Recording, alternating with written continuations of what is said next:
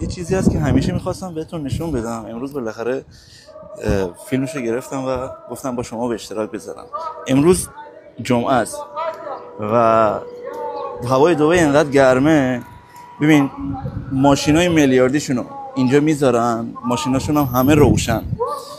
حالا شاید تو این ماشینا سکه، دلار، درهم، شاید خیلی چیزای با ارزش دیگه هم باشه، ولی با خیال راحت میرن تو مسجد و نمازشون رو میخونن.